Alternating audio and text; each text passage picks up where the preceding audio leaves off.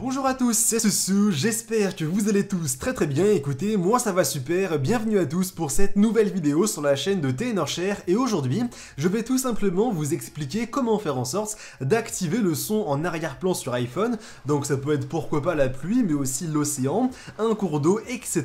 Et vous allez voir que globalement, c'est quelque chose qui n'est absolument pas compliqué. Dans un premier temps, avant de commencer quoi que ce soit, si vous n'avez peut-être pas encore la possibilité d'activer le son dans le centre de contrôle, vous avez simplement à vous rendre dans les paramètres et ensuite dans le centre de contrôle, et lorsque vous serez bien dedans, vous allez devoir y ajouter l'audition.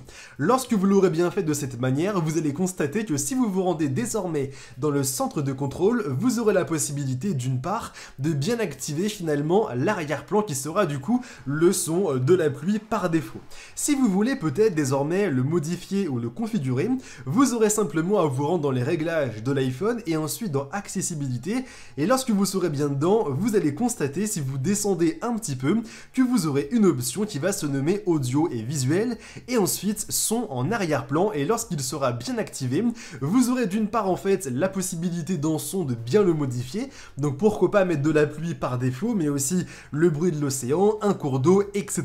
Bref, vous avez pas mal de possibilités, mais aussi pourquoi pas, si vous le souhaitez, vous avez la possibilité de modifier le son et le volume finalement du son. Donc ça peut être l'augmenter ou le diminuer. En par défaut, il sera à 60. Si vous voulez peut-être l'augmenter à 100 ou à 80, vous avez la possibilité de le faire. De même finalement pour le diminuer, mais vous avez aussi la possibilité de le configurer lorsqu'un média en arrière-plan est activé. Donc ça peut être notamment une musique, une vidéo et ainsi de suite, afin évidemment que le son de la pluie ne brusque pas évidemment le son du média. Lorsque cette fois-ci tout aura bien été configuré, vous allez constater en bas en fait que vous avez la possibilité aussi de ne pas activer le son en arrière-plan lorsque le téléphone est verrouillé. C'est une option qui peut s'avérer très intéressante si vous voulez peut-être uniquement avoir ce son en arrière-plan lorsque vous utilisez l'iPhone, et lorsque vous ne l'utilisez plus, de bien le désactiver. Moi je vous recommande bien évidemment de bien le cocher, c'est la dernière option qui est disponible